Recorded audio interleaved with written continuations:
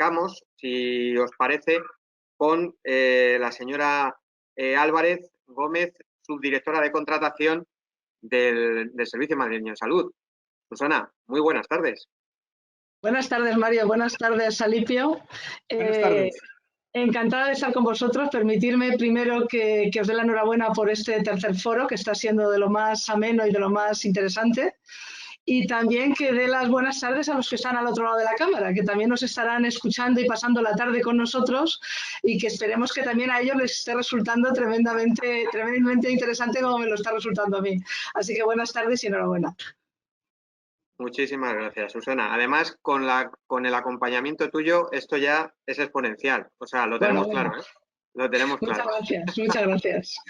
Espero no defraudaros. Seguro que no. Bueno, pues vamos a entrar en materia, si te parece, Susana, porque, en fin, aquí tenemos que aprovechar el tiempo al máximo porque es lo que nos demandan todos aquellos que nos están viendo. La primera pregunta, a ver, ¿qué tiene que ver? Justamente tú eres la responsable de la subdirección de un departamento como el de la contratación del SERMAS. ¿Cómo afrontamos los madrileños la contratación como consecuencia de la pandemia? ¿Qué nos puedes contar? Pues mira, casi voy a empezar recordando unas palabras que ha dicho Mario al principio de la tarde, cuando ha dicho aquello de con unidad y superación, ¿no? Pues yo creo que hemos utilizado esas dos cosas, la unidad y la superación dentro de la subdirección, y me vais a permitir que añada dos más, ¿no? Una tremenda dedicación, que es decir, dedicación en tiempos, en días, en horas, para poder afrontar lo que se nos vino encima, porque se nos vino encima de un día para otro, esa es la realidad, y con un compromiso muy fuerte por parte del equipo que conforma la subdirección, y que a mí, al menos personalmente, aunque sea la cara visible, detrás tengo todo ese espectacular equipazo que me está acompañando este año, y es así, hay que reconocerlo, y que gracias a él pues, he podido dar respuesta a lo que hemos dado respuesta, ¿no? Realmente, fijaros que cuando miramos hacia atrás y echamos la vista atrás, nos damos cuenta que pasamos de lo que era una subdirección de contratación al uso, como cualquier otra unidad o como cualquier otro área de contratación, a de repente convertirnos en unos proveedores en menos de 48 horas de cosas que no habíamos pensado nunca que íbamos a ser capaces de tener que vernos en esa situación, ¿no? Yo recuerdo, y algunas veces lo comento, la llamada de las 12 de la noche un viernes, en la que alguien se dirigió a mí diciendo: Susana, IFEMA tiene que estar funcionando en 48 horas. Y no se me cayó el teléfono y no pensé que era una inocentada, ni mucho menos, pero la realidad es que a la mañana siguiente nos movilizamos todo el equipo para poder efectivamente cumplir con aquello, y aquello se cumplió. Y 48 horas después estaba IFEMA siendo suministrada de todos aquellos materiales sanitarios y de todas aquellas necesidades que permitieron su funcionamiento durante la tremenda situación del estado de alarma, ¿no? Que se nos vino encima. Bueno, pues fuimos capaces de hacerlo, ¿no? Y yo creo que eso lo que demuestra fundamentalmente es una profesionalidad detrás y una flexibilidad muy potente, ¿no?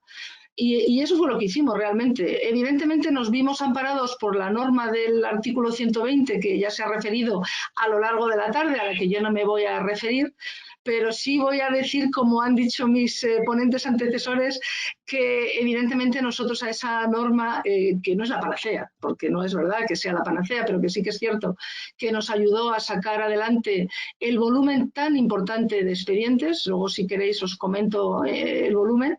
Pero sí que es cierto que lo hemos ido haciendo y hemos ido cumpliendo con lo que la norma, por otro lado, nos dice, y sobre todo con los criterios de transparencia a los que nos vemos obligados como administración pública, ¿no?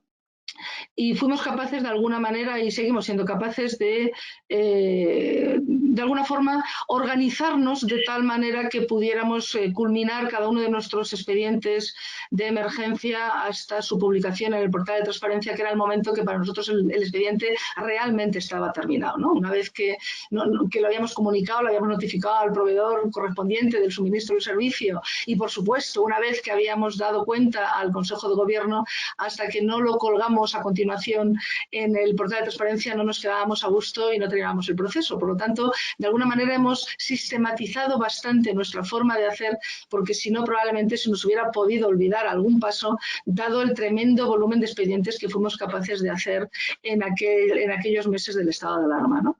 Pero bueno, es cosa de trabajo y dedicación. Susana, y dejando un momentito a un lado la contratación, en ese café, cuando ya ha pasado todo ese tsunami,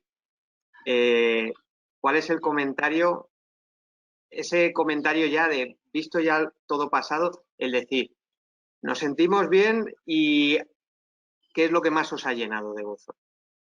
Lo que más nos llena de gozo no fue solo revisar el pasado, sino el día a día. Quiero decir, lo que realmente vivimos en el día es la alegría de ir consiguiendo cosas, ¿no?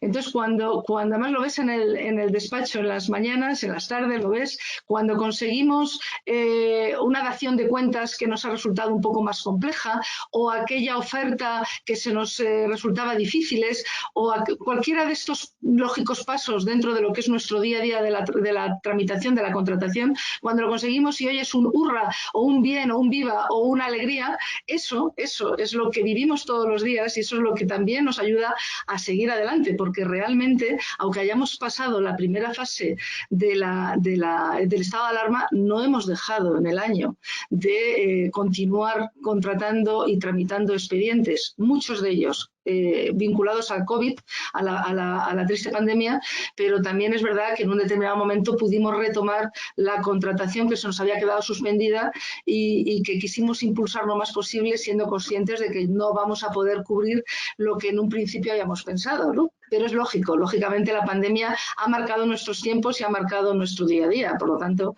pero yo creo que la alegría no la hemos perdido desde el primer momento, desde el compromiso y la incertidumbre de los primeros días hasta el día de hoy, ¿no? Y yo creo que eso es lo que nos empuja a seguir adelante. Ahora mismo seguro que muchos de los que te están escuchando se sienten muy identificados.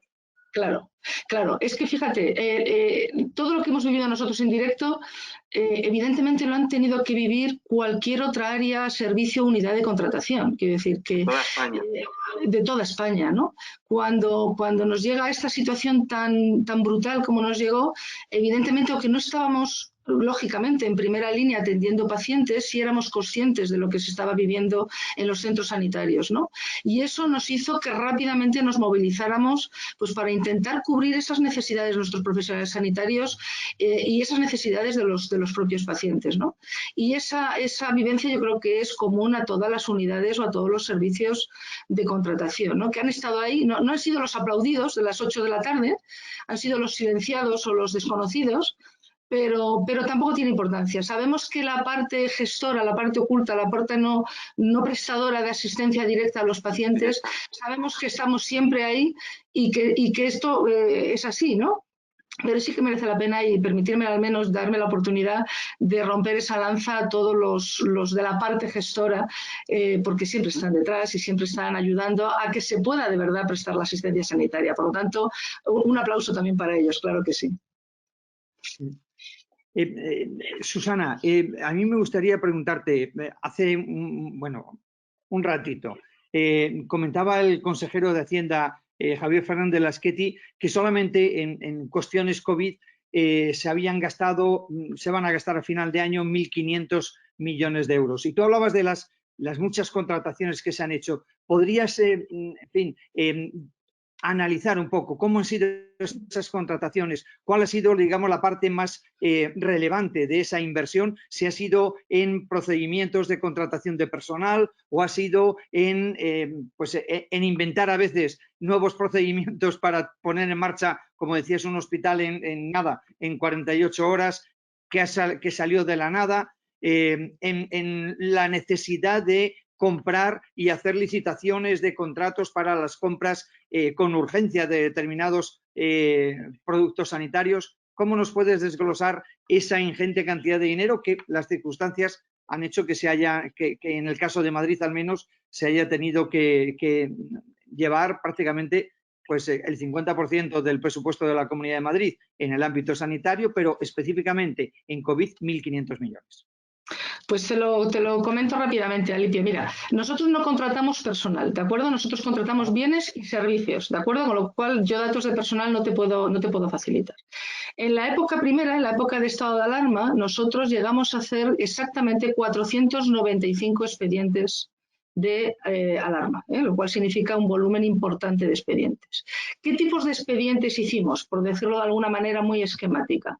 Por una parte, lo que era el equipo de protección, los equipos de protección que requerían los profesionales, ¿de acuerdo? Por otra parte, todo lo que necesitó, o gran parte de lo que necesitó el hospital de campaña, el hospital de IFEMA, material sanitario en ello, instalaciones y servicios que se tuvieron que poner en funcionamiento en aquel hospital, y por otra parte todos los servicios que estaban vinculados, recordaréis, a la puesta en marcha de los hoteles medicalizados. Si recordáis, se pusieron en marcha 47 hoteles, y cada uno de estos hoteles al menos llevaba una media de 4 servicios que se tuvieron que licitar y que se tuvieron que poner en marcha. Restauración, limpieza, recogida de residuos, lavandería, etcétera, ¿vale? Por lo tanto, ya os estoy dando una imagen importante. Por supuesto, también se tuvieron que contratar otro tipo de servicios, como eran los vinculados a todos los servicios de tecnologías de información, pues para dar respuesta a los pacientes que demandaban información y que, lógicamente, aquello hubo que aumentarlo tremendísimamente, ¿no? Y básicamente, digamos que estos fueron los servicios y los suministros que contratamos.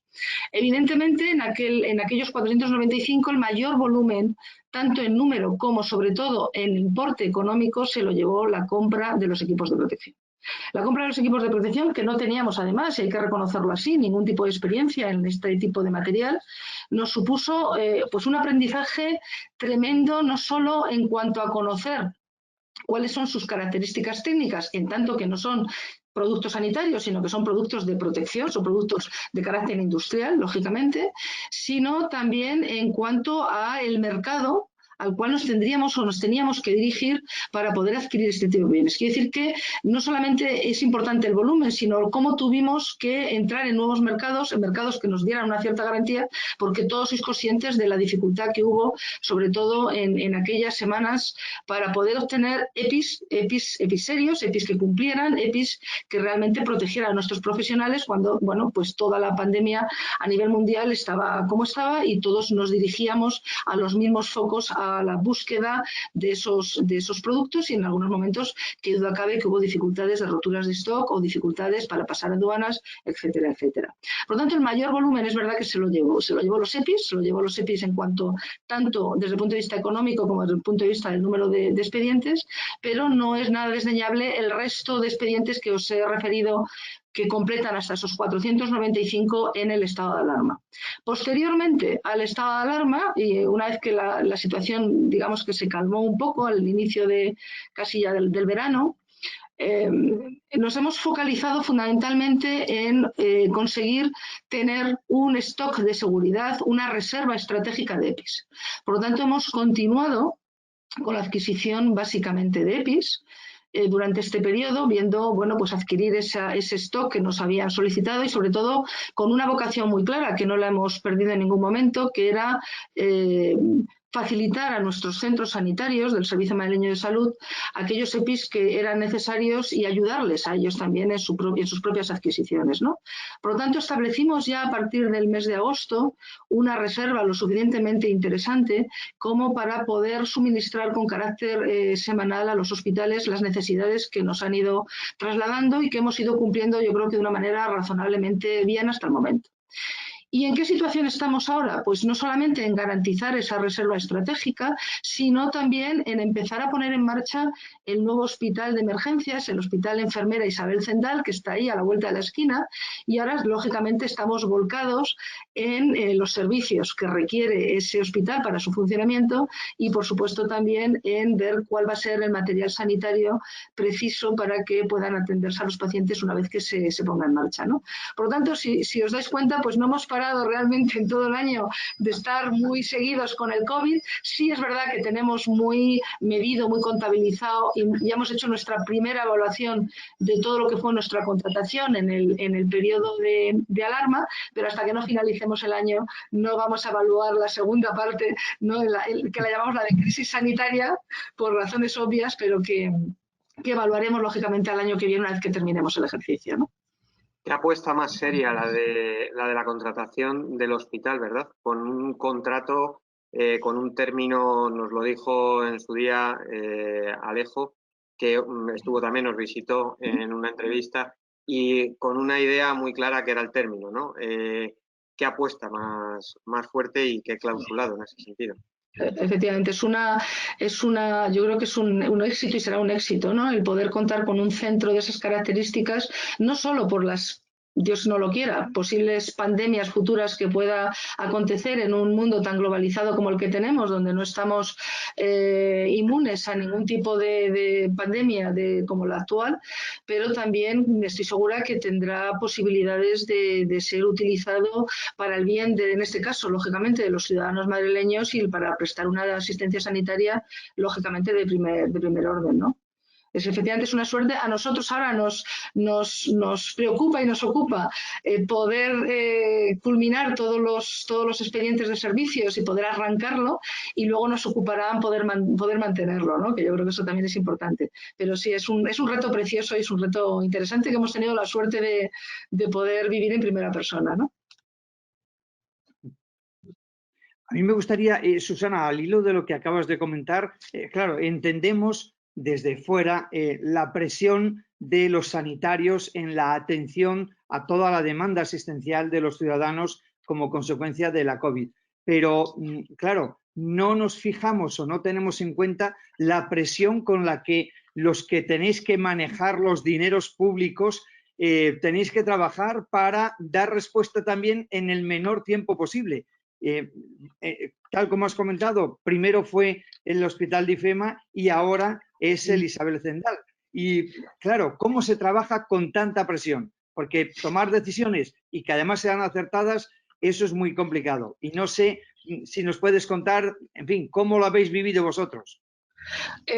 Aquella llamada de las 12 de la noche, para 48 horas poner en marcha aquello, evidentemente lo primero que necesitábamos era tener proveedores que nos pudieran proveer, valga la redundancia, de ofertas y por lo tanto poder dar servicio al futurible en 48 horas Hospital de IFEMA, ¿no? Esto me vais a permitir, rompo una lanza absolutamente también a favor de lo que es la industria y lo que son las empresas de productos sanitarios en general. De hecho, yo descolgué un teléfono, y os lo digo sinceramente, descolgué un teléfono, me puse en contacto con la Federación Española de Tecnología Sanitaria y tuve una respuesta espectacular no diré 20 minutos, pero casi 20 minutos, media hora, no creo que tardaran más, en ofrecerse con las necesidades que nosotros habíamos elaborado para poder empezar a dar salida, ¿no? Yo creo que lo que hemos ganado como subdirección y como equipo ha sido una mayor comunicación no solo con nuestros servicios sanitarios, que era así, y es lógico, con nuestros centros hospitalarios y primaria, etcétera, sino también con los proveedores, con los que son un poco ajenos del otro lado, pero que fueron capaces de prestar una colaboración, pues igual, con el mismo nivel de compromiso y con el mismo nivel de dedicación que nosotros, ¿no? Y eso también hay que decirlo. Y eso ha sido así todo el tiempo, con lo cual hemos tenido una relación muy fluida, donde hemos podido analizar las ofertas, donde hemos podido tener una respuesta oportuna, donde hemos tenido además muchísima confianza y sinceridad a la hora de poder decir, oye, vas a contar con esto en un tiempo o en otro tiempo, porque ellos también tenían lógicamente su dificultad para conseguir los bienes, ¿no? Y esto también hay que decirlo. De la misma manera que también hemos contado con un importante asesoramiento desde el punto de vista técnico, no solamente de la propia industria, sino también de otras instituciones, como puede ser la Consejería de Industria, como puede ser el Centro Nacional de Medios de Protección, etcétera, a los que nos hemos tenido que dirigir a la hora de poder conocer, lógicamente, las características técnicas de los EPIs y las regulaciones que les eran de aplicación, ¿no? Porque, lógicamente, como os decía al principio, era un material con el que no habíamos trabajado nunca y, por lo tanto, no conocíamos sus características y muchas veces ni siquiera la legislación que les podía ser de aplicación, ¿no? Legislación que fue cambiando también a lo largo del año dadas las necesidades y que, bueno, pues que a través de los BOEs, que estábamos muy atentos, pues lógicamente íbamos viendo cómo adaptarnos, ¿no? Por lo tanto, yo creo que también esto es importante, el haber buscado y encontrado las dos cosas, esas sinergias en otros que nos han ayudado muy mucho también a poder enfrentarnos con criterios de eficiencia siempre, ¿no? Con criterios de eficiencia. Yo creo que también es loable decirlo, que el mérito es compartido de alguna manera. Susana, ¿es necesario flexibilizar los sistemas de contratación a raíz de la vieja cuestión? ¿Legislación ad hoc o no para el sector sanitario? No sé si tenemos necesidad de una legislación ad hoc, como decís, ¿no? Que es una pregunta compleja. Lo que sí creo es que debemos de mirar todos en la misma dirección, ¿no? Y aprender todos de todos. Es decir, yo creo que la parte más vinculada a la sanidad tenemos un conocimiento pues por el objeto del contrato, por el sistema, como queráis verlo, que yo creo que puede ser muy útil a la otra parte, que dice la otra parte me estoy refiriendo a los servicios jurídicos, a la intervención, etcétera, etcétera, para que también entiendan a veces nuestras necesidades y nuestra presión. Y nosotros, por el otro lado, también tenemos que ser capaces de entender que ellos están sometidos, y tiene que ser así, ¿no?, a controlar lo que por otra parte sabemos que nos es propio, ¿no?, que son los principios de buen gobierno. Y también nosotros tenemos que cumplir con esos principios de buen gobierno, y no solamente me refiero a la transparencia, que por supuesto, ¿no?, pero también a la buena gestión presupuestaria, ¿no?, a todos los principios de pluralidad, etcétera, etcétera. Por lo tanto, yo creo que tenemos que buscar ese punto de entendimiento. Se ha comentado antes por parte del señor Arellano, ¿no?, cómo a veces aprendemos de los informes de la propia intervención para hacer un poco mejor aquello que hemos estado haciendo, ¿no? Pero hace falta, yo creo, que foros de encuentro, y este es un buen ejemplo de ese foro de encuentro donde podamos aprender todos para entre todos mejorar de alguna manera la contratación y hacerla más ágil, ¿no? Yo creo que foros como este son positivos en ese sentido. Sentarnos en una mesa y hablar, ¿no? Yo creo que eso siempre es bueno. Pues Susana,